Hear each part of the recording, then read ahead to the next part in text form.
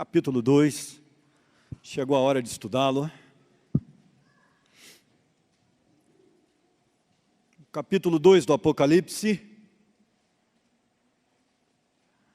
contém 4 cartas a 4 igrejas daquela época, do ano 95 aproximadamente depois de Cristo. O apóstolo João, como você sabe, estudou isso na semana passada, está numa ilha chamada Patmos e recebendo o Apocalipse de um anjo para trazer à humanidade os últimos desejos do nosso Senhor. E antes da revelação dos eventos futuros, ele recebe 7 cartas, as 7 igrejas daquela época.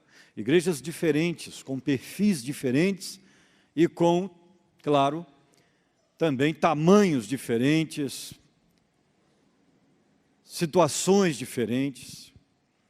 7 cidades da Ásia Menor, um pedacinho do mundo antigo.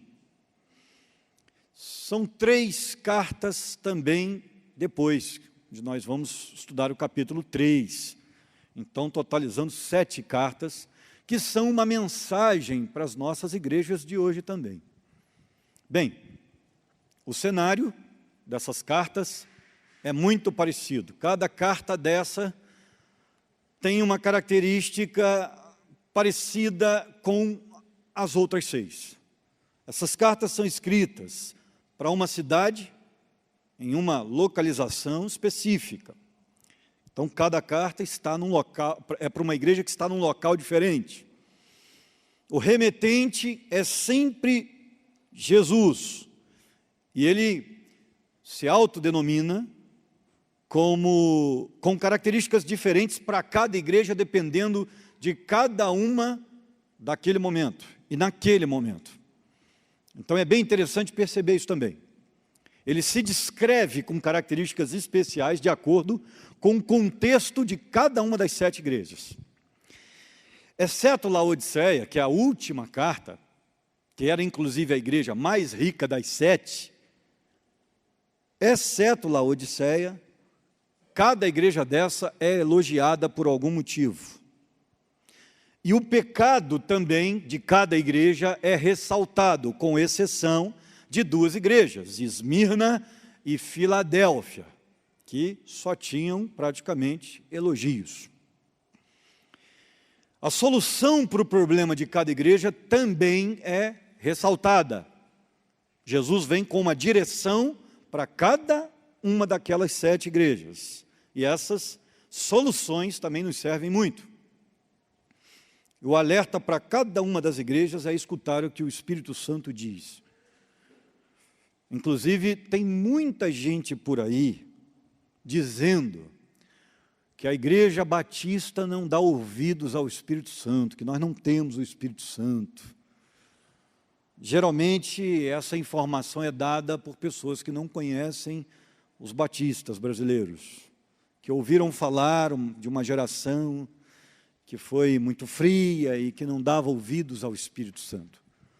Deixa eu dizer uma coisa para você. Geralmente uma igreja batista é dividida através dos seus dons espirituais. Nós valorizamos muito aqui os dons espirituais. E escutamos muito o que o Espírito diz às igrejas, inclusive a nossa. A figura do Espírito Santo aqui é importantíssima, porque sem ela não existe direção para a vida da igreja. É o Espírito Santo quem guia a igreja. Então, não acredite se alguém disser para você, olha, os batistas não acreditam no Espírito Santo. Queridos, nós acreditamos num batismo com o Espírito Santo em toda a nação. A única diferença é que nós entendemos que o batismo com o Espírito Santo vindo morar dentro de nós, é o ato da conversão, e não o momento a posteriori. A pessoa não se converte primeiro e recebe o Espírito Santo depois. O padrão que você vê em Atos dos Apóstolos, muitas vezes, é um padrão de um recebimento posterior, aliás, em poucas vezes, mas é porque o Espírito Santo sempre vai esperar a chegada da igreja para que ele possa batizar. Então, alguns povos naquela época, como os samaritanos, ouviram o evangelho e não foram batizados. Eles se entregaram ao Senhor, mas ainda não havia conversão verdadeira, porque não havia batismo, porque o Espírito Santo estava esperando a igreja chegar naquele local, fazer uma pregação estabelecida, para que o Espírito Santo então pudesse batizar. Então, se você estudar direitinho, você vai perceber que esse padrão, ele só acontece numa época em que a igreja ainda não havia chegado nas localidades. E muitas vezes essas experiências diferentes são tomadas por alguns grupos que nós respeitamos, sem problema nenhum, de que o batismo com o Espírito Santo acontece depois. A gente só não, assim, entende o porquê dessa ignorância em dizer que a Igreja Batista não dá ouvidos ao Espírito, não tem Espírito Santo e não valoriza a figura do Espírito. Quem conhece aí o nosso seminário e quem conhece o nosso Instituto Bíblico, por exemplo, no Instituto Bíblico, se você entrar e fizer a sua matrícula, você vai estudar os 24 dons do Espírito, né, os dons espirituais, e vai aprender a colocá-los, cada um dentro do seu dom espiritual, em prática aqui na nossa igreja, ou em qualquer igreja para a qual você for. Primeiro você vai descobrir o seu dom, e depois você vai aprender onde você pode servir, como lidar com ele. O Instituto prepara você para isso. Então, cuidado com esse tipo de falácia, isso não é verdade, ok? Nós vamos dar ouvido aqui ao que o Espírito Santo diz a essas igrejas e à nossa igreja. Uma outra característica, para a gente fechar, é que as promessas para cada igreja também são claras. Se eles obedecessem aquilo que Cristo estava dizendo para eles, como membros daquelas igrejas, eles iriam ter grandes vitórias no Senhor, receber grandes recompensas. O que vamos estudar agora são 4 cartas, semana que vem mais 3, daquilo que Deus desejava falar àquelas igrejas e deseja nos falar hoje. Amém? Nós já combinamos o seguinte, você lê e eu comento. Não perca tempo, se você quiser ler a Escritura, levante e leia o texto indicado. Só vou pedir a você para não demorar muito. E se levantarem 2 ao mesmo tempo, o mais velho sempre tem prioridade. Ok? Tá bom? Uma outra questão importante é que, se você não faltar nenhum dos estudos, você concorre a uma Bíblia de estudo no final desse estudo de Apocalipse. Tá bom? Nós vamos sortear. Se tiver muita gente, a gente sorteia mais que uma. A gente sorteia várias. Tá legal? Bem, então vamos lá. Primeiro versículo, alguém poderia aí ler para a gente?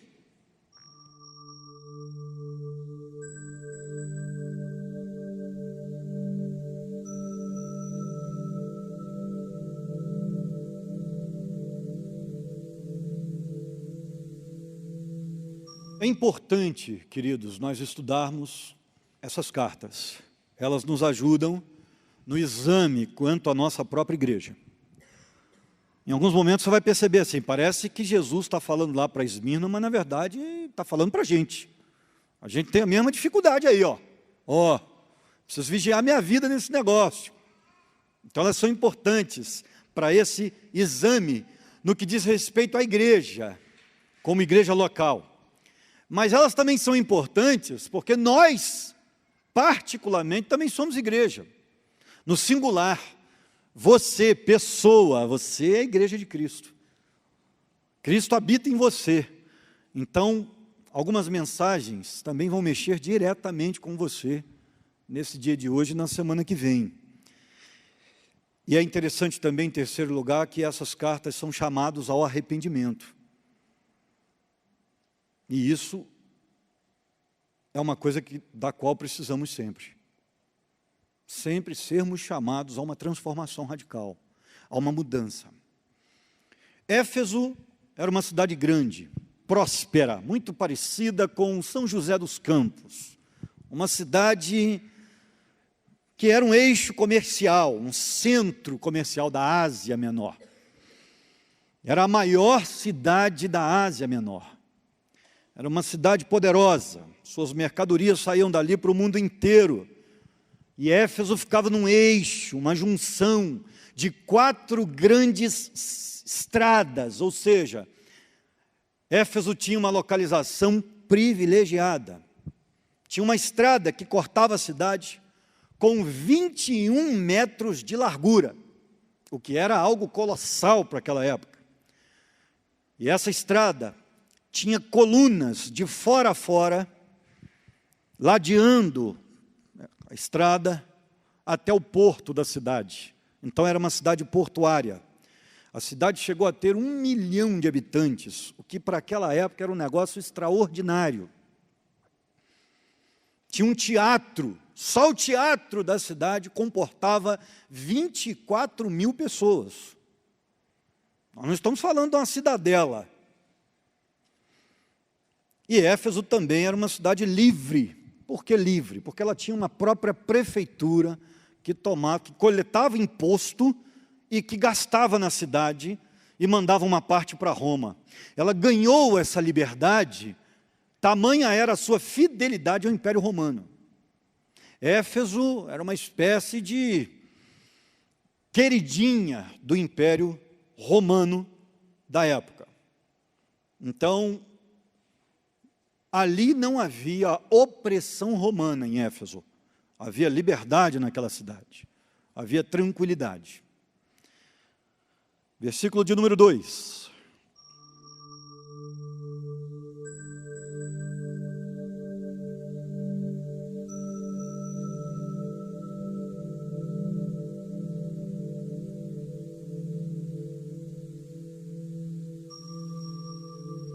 No versículo anterior, no versículo 1, vocês encontraram uma referência aí sobre os candelabros. Talvez você tenha vindo hoje pela primeira vez, ou está ouvindo, me ouvindo aí pelo YouTube, ou então vendo.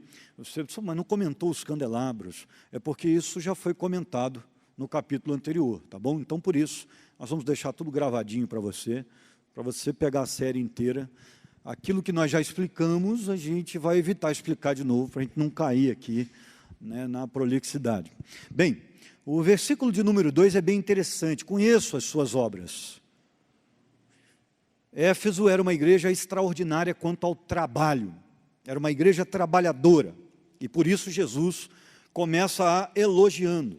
Havia muita qualidade para ressaltar no que diz respeito à operacionalidade daquele corpo de Cristo, daquela igreja naquele lugar. Eram irmãos trabalhadores. Aqueles crentes não brincavam em serviço.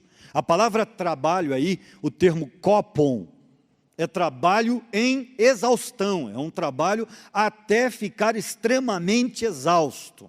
Quando alguém queria dizer para uma outra pessoa, olha, trabalhei até não aguentar mais, essa pessoa, se usasse o grego daquela época, usaria a palavra kopon, que é a palavra usada aí. O termo para perseverança, para nunca desistir, só para você ter uma ideia, ela era a palavra upomone, ou seja, daí é o mesmo radical, a indicação de que eles eram extremamente perseverantes. E outra coisa, o termo ainda indica que eles trabalhavam sob pressão, ele pode indicar isso, que não era fácil trabalhar naquela cidade, uma cidade extremamente fiel a Roma, talvez pudesse ser centro de grande perseguição para a igreja, embora isso não esteja claro no texto. Os efésios pressionavam, tentavam, os efésios, que eu digo, os moradores da cidade que não eram crentes, talvez tentassem pressionar a igreja, intimidar os cristãos, mas eles venciam e continuavam pregando, defendendo a verdade naquele lugar, com muita perseverança. Com muita perseverança. E lutaram contra aqueles que se diziam apóstolos e que estavam ali, na verdade, só para prejudicarem a igreja. Ok? Éfeso também era uma igreja que não tolerava os falsos mestres. Era um baluarte da verdade, como costuma chamá-la um dos melhores comentaristas das 7 cartas do Apocalipse, chamado Steven Lawson, que escreveu as 7 cartas do Apocalipse, o livro. Vale a pena, se você quiser estudar essas 7 cartas de uma maneira mais abrangente, eu indico esse livro para vocês. De longe, é o melhor livro no que diz respeito ao estudo das 7 cartas. As 7 cartas do Apocalipse, de Steven Lawson. Bem, era uma igreja firme, disciplinadora quanto àqueles que praticavam a maldade dentro da igreja. Era uma igreja que não permitia que pessoas de dentro não vivessem como crentes, ela não permitia. Se ela percebesse pessoas pregando heresias, ela chegava e disciplinava rapidamente. Era uma igreja que não deixava nenhum tipo de erro ser ensinado. Não está parecendo uma igreja que você conhece? Um baluarte da palavra. Era Éfeso, era a igreja de Éfeso. Éfeso bania aqueles que não viviam de acordo com a Bíblia e não ensinavam a Bíblia corretamente, sem pensar duas vezes. É engraçado que essa igreja de Éfeso tinha 40 anos já nessa época, porque ela foi fundada por Paulo, lá atrás. 40 anos antes, Atos nos conta a história, Atos capítulo 18, 19 a 21, Paulo pregando em Éfeso e estabelecendo a igreja. Então essa igreja foi, dá uma olhadinha, queridos, essa igreja foi fundada por Paulo, foi disciplinada por Áquila, companheiro de Priscila, um casal de missionários extraordinário, Atos 18, 26. Foram doutrinados por um pregador extraordinário do Novo Testamento, chamado Apolo, Atos 18, 24 a 25. E logo depois foram pastoreados pelo garoto prodígio do apóstolo Paulo, Timóteo, para quem Paulo escreveu 2 cartas, para que ele pudesse aprender a ser pastor, 1 Timóteo, capítulo 1, versículo 3. E no final, foram instruídos pelo apóstolo João, através desta carta. Ou seja, não podia dar outra coisa, querido. A igreja foi bem acompanhada pelos seus líderes e pastores durante séculos. Aliás, durante décadas. Extraordinário. Foi ali que João passou parte da sua velhice, como contam alguns da história eclesiástica, e escreveu as suas cartas, 1ª, 2ª e 3ª Joões, e também o seu Evangelho de João. Tem gente que defende isso piamente. Paulo ficou ali durante 3 anos com aquela igreja. E foi o lugar que o apóstolo Paulo mais tempo ficou depois da sua 2ª viagem missionária. Ou seja, a igreja estava acostumada a ter gente grande entre ela para ensiná-la a caminhar com o Senhor. E essa é a vantagem, querido, de nós termos pessoas bem preparadas na direção da igreja. Pessoas bem preparadas na direção da igreja estabelecem pessoas bem preparadas também. E por isso que nós aqui lutamos pelo ensino e que os irmãos possam ser extremamente capazes para ensinarem os irmãos também. Isso é muito importante, que a igreja invista no conhecimento dos seus líderes, para que eles se desenvolvam cada vez mais, a fim de que possam ensinar a palavra a outros a serem firmes na fé. Versículo de número 3.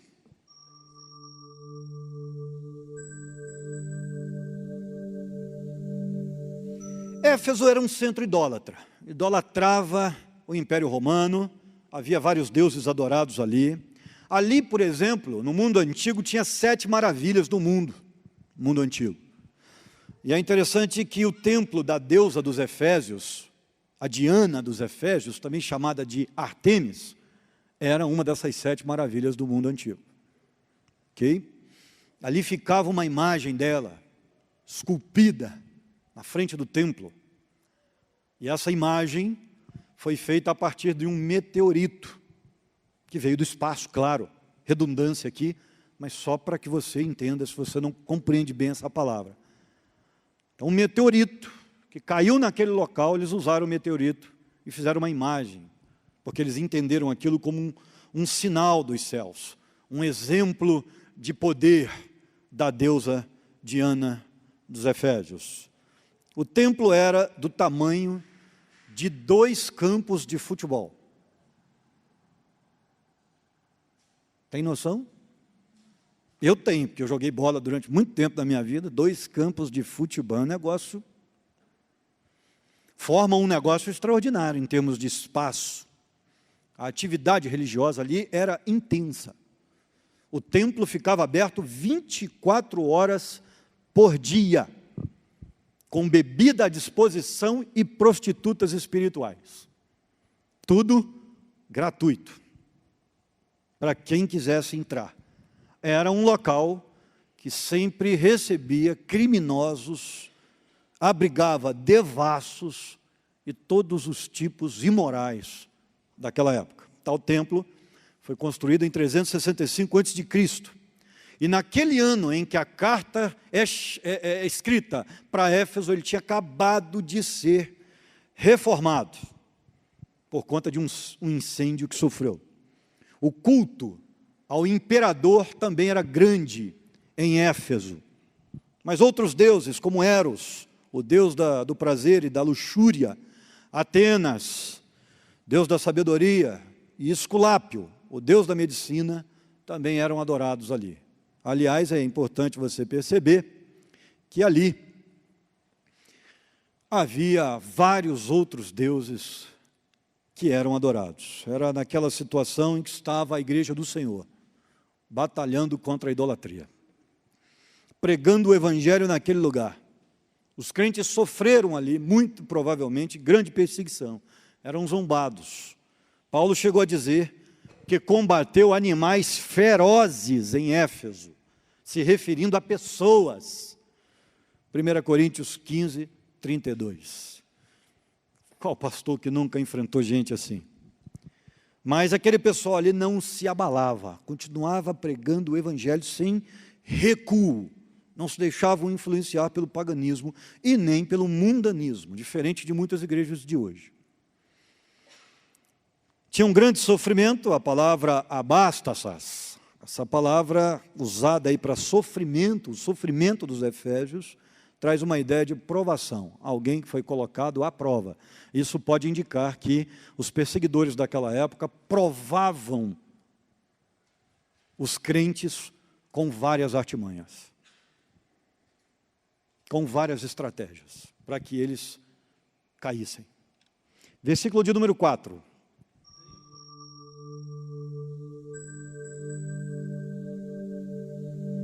Deixaste ou abandonaste, essa palavra, afekas, no grego, indica partir de algum lugar e ir embora para outro lugar.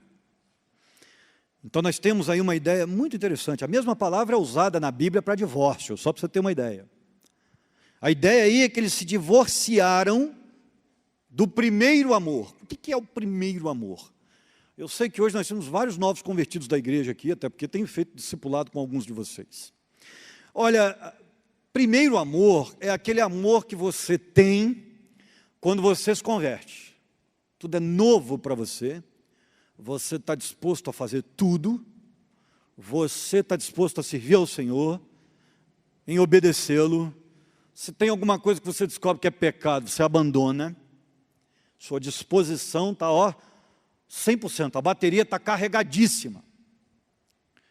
Mas é normal, não deveria ser, mas é normal, como eu digo que é normal, mas não estou dizendo que a Bíblia aprova. Eu só estou dizendo que a gente vê isso no dia a dia. Crentes, depois de um certo tempo, começarem a sofrer quedas na sua temperatura espiritual. E aí se tornam pessoas sofredoras de hipotermia espiritual, ou seja, a temperatura cai. Aí a pessoa vai indo, ela deixa de orar, ela deixa de buscar, ela começa a faltar culto, ela começa a não mais ter compromisso com o Senhor e nem a alegria da salvação da mesma forma que tinha antes. Muitos chegam a uma situação dessa e se recuperam, outros passam o resto da vida lutando contra a apostasia, contra o afastamento de Deus, o abandono da fé. É interessante que Éfeso conhecia muito, era uma igreja baluarte da verdade, como eu disse, mas foi uma igreja que abandonou o amor. Com o tempo a igreja se tornou fria. Ela não tinha mais amor para dar, ela perdeu a paixão. Trabalharam tanto que esqueceram da devoção. Amaram tanto o trabalho do Senhor que esqueceram do Senhor do trabalho. Então, muito cuidado com a sua vida. Uma coisa que Éfeso nos ensina é que se você não tomar cuidado, o trabalho pode tirar você da devoção. E aí você se torna alguém fiel ao trabalho do Senhor e não fiel ao Senhor. E isso aconteceu com muitos naquela igreja, a ponto dela ter essa característica de uma maneira generalizada. Pastor, então o que eu faço? Não trabalho mais? Não, não. Não trabalhe a ponto de sacrificar, não trabalhe na igreja a ponto de sacrificar a sua devoção. Eu sou pastor. Nossa igreja aí daqui a uns dias está batendo na casa de 1000, se continuar nessa proporção. Sabe o que eu faço? De manhã, eu cuido da minha saúde. Saúde física, emocional e espiritual. Enquanto eu estou caminhando, eu estou falando com Deus, eu estou pensando nos erros que cometi durante a semana, eu estou pensando nas pessoas que eu preciso procurar, por que sumiu da igreja, estou tentando lembrar de situações que eu prometi e ainda não cumpri. Ali eu cuido de mim, da minha fé, ali eu agradeço ao Senhor, eu caminho na natureza, eu corro, eu faço musculação. Aí quando dá ali para meio-dia, 1h, eu começo a me preparar para vir para a igreja. Aí eu trabalho até 10h30, 11h da noite. Não tem dificuldade. Mas primeiro eu cuido de mim. Porque se eu não cuidar da minha vida com Deus, eu vou passar o quê para você? E é por isso que muitos pais perdem os filhos, porque eles não cuidam da espiritualidade em casa, da própria espiritualidade. Eles vão passar o quê para os filhos? Seu filho só vai aprender a orar se vir você orando. Não adianta você tentar falar de teoria, ele só vai aprender com a prática. Seu filho só vai aprender a obedecer a palavra se vir o amor que você tem pela palavra. Ele só vai aprender a amar a obra de Deus se você estiver se envolvendo com a obra de Deus. Filhos aprendem vendo. Sua fala não diz tanto quanto as suas ações. Então é muito importante nós cuidarmos de nós. O maior mandamento da Bíblia é o amor. Se você perder a capacidade de amar o seu Deus e o seu irmão, você perdeu tudo. Você não tem muito mais para poder apresentar. Tenho contra ti, porém, que perdeste seu primeiro amor, que deixaste seu primeiro amor. Nós não podemos deixar o primeiro amor, o fogo do Espírito, nós não podemos deixar. Não podemos deixar. Versículo 5.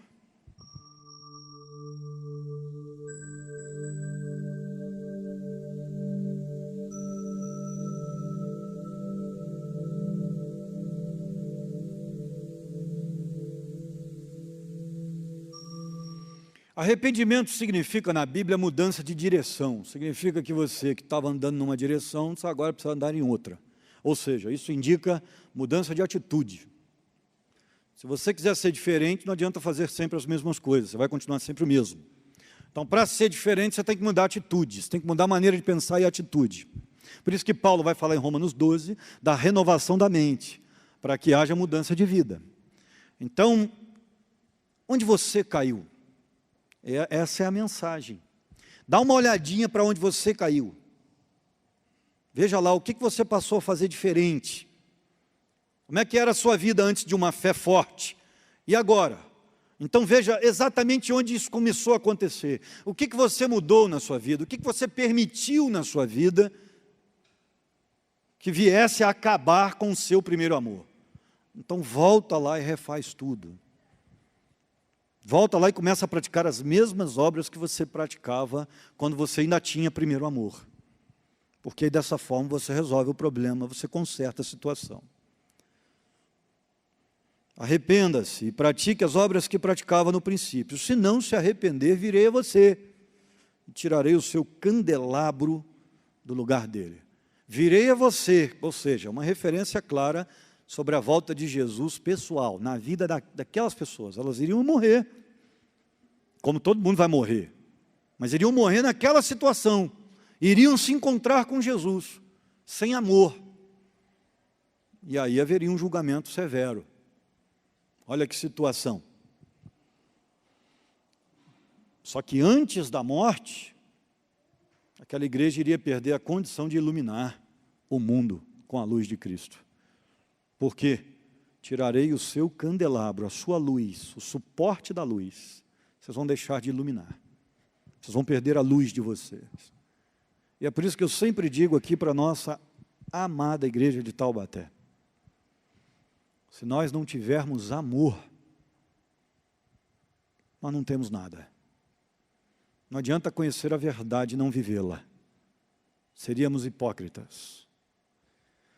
Se nós não tivermos condições de amar, nós estamos quebrando os 2 primeiros mandamentos da palavra de Deus.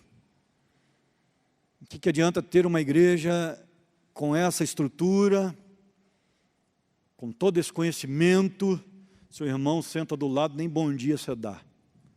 Se você não consegue dar um abraço no seu irmão, se você não consegue dar uma ligada para ele no dia do aniversário, se você não consegue visitá-lo quando ele fica doente, ou seja, nós estamos fazendo de conta que somos igreja, se nós agimos assim.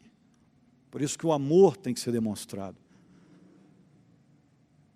E é por isso que eu amo alguns projetos nossos, como o Projeto Amor, que procura levar comida para quem não tem, que recebe aqui 50 pessoas e dá de comer, dá de beber, dá roupa, todo sábado. Corta cabelo, faz barba, toma banho, sai daqui limpo, cheiroso, alimentado. Em alguns casos, não sei como é que está agora, né? Não estou acompanhando a cozinha mais, mas em alguns casos leva até a janta. Então, essa situação, a gente não pode deixar de fazer.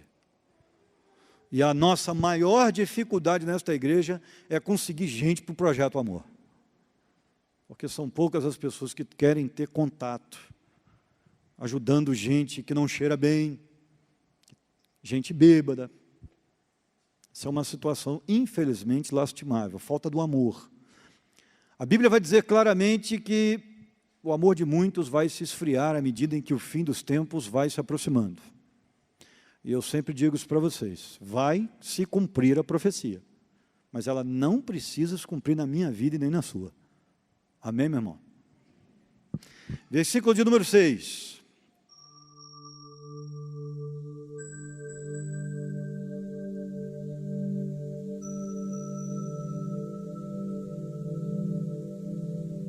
Quem eram os nicolaítas? Pregadores itinerantes, que viviam de igreja em igreja, pregando uma doutrina conhecida naquela época, a antinomia. O que era a antinomia? Já que Cristo perdoa os nossos pecados e a graça é abundante, nós então podemos pecar à vontade. Essa era a doutrina dos nicolaítas. E eles ensinavam de maneira ardilosa, nos mínimos detalhes, essa doutrina. Peque à vontade, porque a graça superabunda onde abunda o pecado. A igreja de Éfeso percebeu rapidamente esse falso ensino, porque um crente de verdade não sente vontade de pecar à vontade. Se ele ainda ama o pecado e quer pecar à vontade, ele não se converteu. Então, automaticamente, a igreja de Éfeso, por ser uma coluna ortodoxa, ela combateu esse ensinamento de uma maneira poderosa. Versículo de número 7.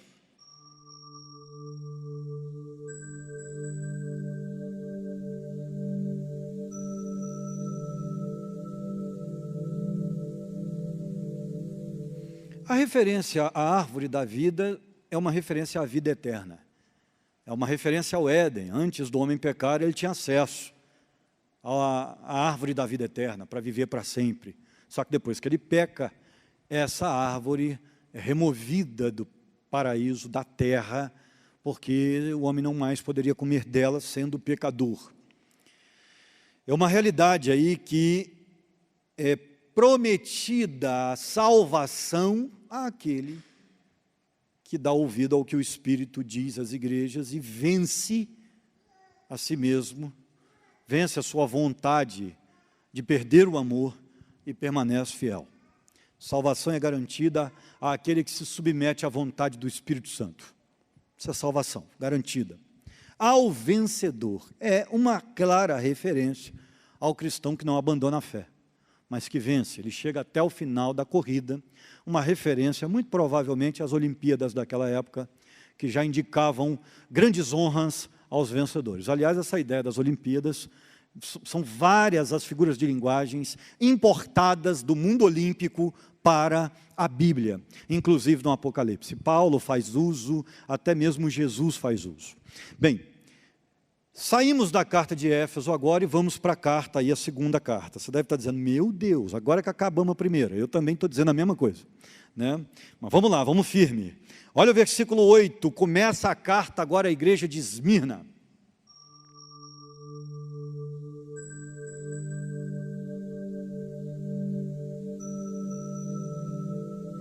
Esmirna, da palavra mir, era uma planta que tinha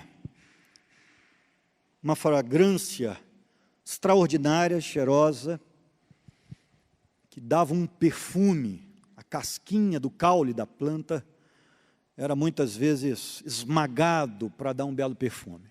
Daí vem o nome, provavelmente por conta da planta em grande quantidade naquela região, a cidade tomou o nome da planta, que inclusive era a cidade mais bonita da Ásia Menor. Era a cidade de Esmirna. Tinha um cenário natural, com flores, florestas, uma coisa deslumbrante. Olha, um porto grande, bonito, uma praia linda. Parecia um Arraial do Cabo, da época da Ásia Menor. O negócio era fantástico. Tinha uma montanha em forma de arco que ladeava a cidade. E essa montanha tinha algumas construções nela, edifícios públicos, templos pagãos, mas a coisa ficava bonita porque parecia uma coroa com aquelas construções. Então era um negócio lindo. Alexandre, o Grande, fez dela uma cidade modelo para a Grécia. Então era uma cidade muito bem construída. Ali havia muita cultura, filosofia, havia ali educação em alto escalão, ciência sendo estudada. Em termos de exportação, era a segunda cidade da Ásia Menor, perdendo apenas para Éfeso. Esmirna tinha fortes laços com Roma também, era uma cidade adorada pelos romanos. Os romanos adoravam passar férias ali, e era uma cidade fiel ao imperador, aos Césares, aos imperadores. Ganhava vários prêmios por sua fidelidade a Roma, por não abrir mão. E ali ela tinha monumentos construídos pelo Império Romano por conta da sua gratidão. Era um berço do paganismo e um berço da adoração ao imperador. Então a cidade adorava o imperador, tinha templo para ele. Então os Césares adoravam passar por ali, porque eles eram adorados como deuses naquele lugar. Mas também, claro, Cibele, Apolo, Asclépio, Afrodite, Zeus, todos eram deuses adorados em Esmirna. E ali, no meio daquela cidade lindíssima, tinha uma pequenina igreja de Cristo. Pequena, pregando o Evangelho. Era uma igreja pequena, que, como o nome já dizia, era esmagada ali pela perseguição, mas exalava o seu cheiro maravilhoso, o seu bom perfume de Cristo. Ok? Vamos conhecê-la um pouco mais. Versículo 9.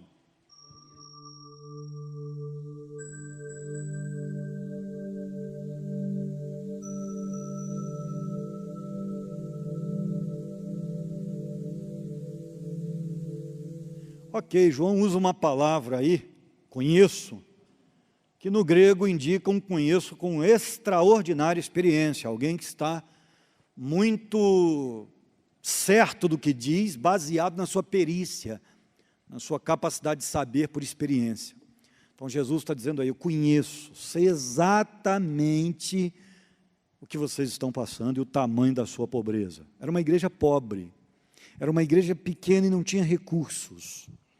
A palavra aflições que aparece aí, que é o termo klipsin, é uma palavra que indica que eles estavam de fato sendo maltratados pelos romanos e pelos moradores de Esmirna. Estavam sendo esmagados ali, a ponto de sangrarem, porque é uma palavra muitas vezes usada para tortura que produz sangramento.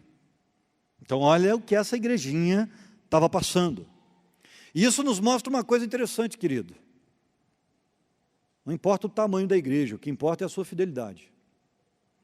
Igreja pequena pode agradar a Deus da mesma forma que uma grande e vice-versa. Não é porque é pequena que você vai achar assim, não são fiéis, Deus não abençoa. Esquece esse negócio. Das 7 cartas aí do Apocalipse, pelo menos 3 eram pequenas. Ok? Muito pequenas. A sinagoga naquela época era uma espécie de EBD dos judeus. Era uma sala ou um cenáculo preparado para ser sala de aula. Então, qualquer um que pudesse ir até ali, iria aprender os ensinamentos da Torá, da doutrina dos judeus. Essa sinagoga de Satanás, daqueles que dizem judeus e não são, se dizem judeus e não são, era um local onde o judaísmo era usado pelo diabo para confrontar a igreja de Cristo que ali estava. Isso significa que os judeus perseguiam aqueles cristãos. E logo, a ideia aí é de que a igreja deveria continuar pregando mesmo com a oposição daqueles que se diziam judeus e não eram. Ok? A vida deles ficou muito difícil em Esmirna, daqueles crentes, depois que Domiciano assume o Império Romano, porque ele passou a perseguir os cristãos com mãos de ferro. A palavra pobreza para a igreja aí é um termo grego que indica pobreza a ponto de mendicância. Ou seja, eles estavam perdendo suas posses para o governo, ou então estavam sendo extremamente deixados de lado na vida comercial. Esmirna era uma cidade rica, tá? Mas os crentes estavam passando fome. Por quê? Porque os crentes estavam sendo demitidos, muito provavelmente, porque eram crentes. E se eles abrissem as casas para venderem alguma coisa, ninguém comprava, porque eram crentes. Havia uma perseguição econômica ali, aos crentes da cidade. Dizem que um cristão chamado Nicodemos, naquela época, era gerente de uma fábrica, e ele foi demitido depois de abraçar a fé. A história da igreja diz que as suas filhas, depois da sua demissão, foram vistas no lixo, pegando comida. Só para você ter uma ideia do que a história conta sobre essa situação. Versículo de número 10. Olha a promessa de Deus para Esmirna.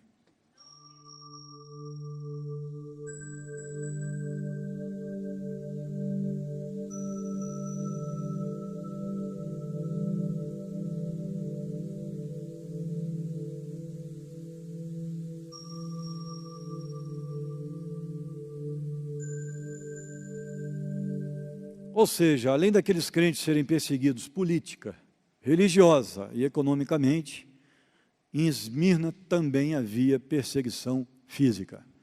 Alguns crentes iriam ser presos. Num período de 10 dias, a perseguição iria se intensificar. Alguns seriam postos em cadeias. Iriam sofrer terrivelmente. O evangelho da vitória, querido, nem sempre tem lugar no reino de Deus. Porque às vezes, dentro do evangelho verdadeiro, o crente também sofre. Esse negócio de evangelho que prega, que você tem que ser só vitorioso, que você não vai perder nunca, é mentira.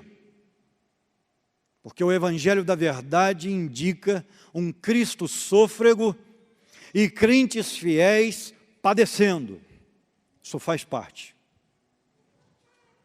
O crente verdadeiro é uma pessoa que se abnega e que muitas vezes é obrigado a viver com menos prazeres para ter seu supremo prazer em Cristo.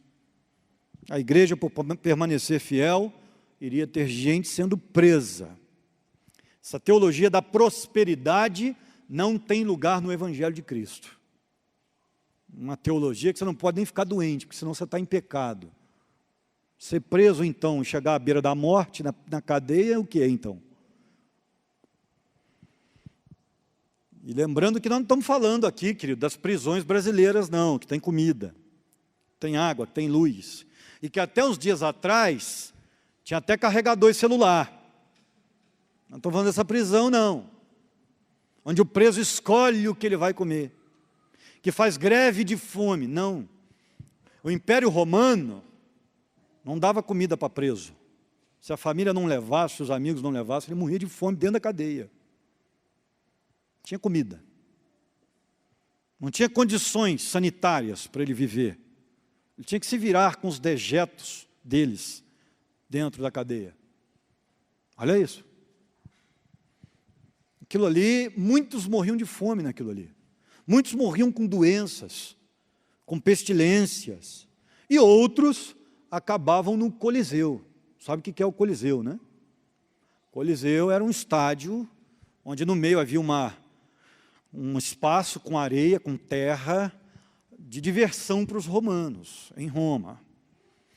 E aí, por que eu falo dos romanos em Roma, né? Porque hoje não é mais simplesmente uma cidade, nós temos um país, então precisa não fazer confusão. Naquela época era a capital do império.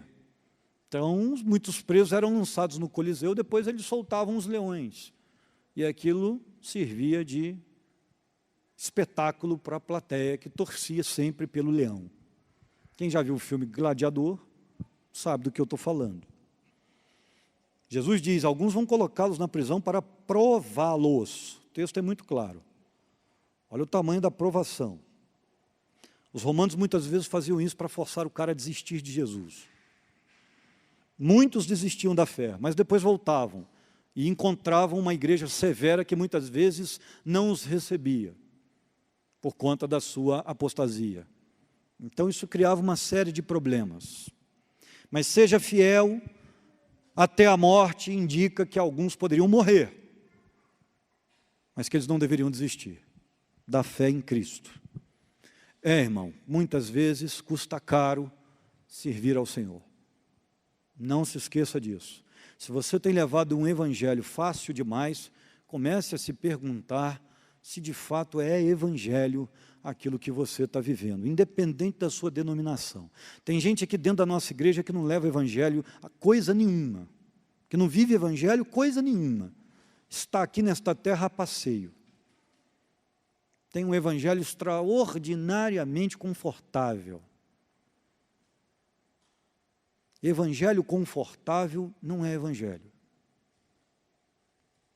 Porque não pode ser confortável nem para nós, interiormente, e nem para aquele que está ao nosso redor, no que diz respeito à nossa vida, o que depender da nossa vida, ou para aquilo que está ao nosso redor, porque evangelho também, muitas vezes, a gente sofre na obra de Deus.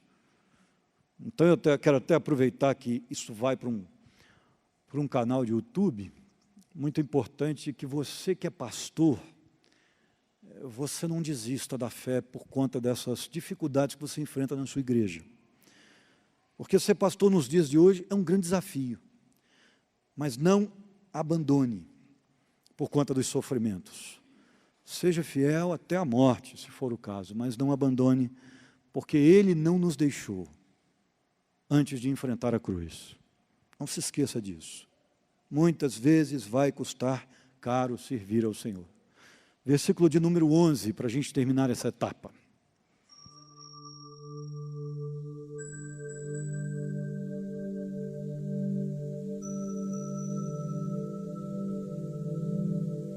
Essa expressão segunda morte indica algo bem interessante, é uma expressão que só aparece no Apocalipse. Apocalipse 2, capítulo 2, versículo 11, capítulo 20, versículo 6, capítulo 20, versículo 14 e capítulo 21, versículo 8. São 4 vezes. E ela indica a segunda separação de Deus. Nesta vida, você tem a primeira separação. A primeira morte, que é a física. Aliás, é uma separação entre corpo, sua parte material, e a sua parte espiritual, seu espírito. Então, se separam depois da sua morte física. Então, essa é a primeira morte. E você, quando não convertido, morre nesse estado, você tem a segunda separação, que é, na eternidade, você viver separado de Deus no inferno. Então, a Bíblia está dizendo o seguinte: quem permanecer fiel aí não verá a segunda morte. Ou seja, mostrou que tem fé, e por isso, pela fé e pelo sangue de Cristo derramado sobre ele, ele será salvo. Ele não verá uma segunda morte. É bem interessante isso. A segunda morte, então, é aquela que abate uma pessoa sem Cristo logo depois da primeira morte, a física. Está em foco aqui uma segunda separação. Ou nascemos 2 vezes para morrer apenas uma, ou nascemos apenas uma e vamos morrer 2. Você escolhe. Se você não nascer de novo, você vai morrer 2 vezes. Agora, se você nascer de novo, entregar o seu coração a Cristo, decidir reviver para Ele e fazer a vontade dEle, aí você nasce uma segunda vez para morrer uma vez só, a morte física. Essa escolha é sua. Que Deus nos abençoe e nos ajude. Vamos orar?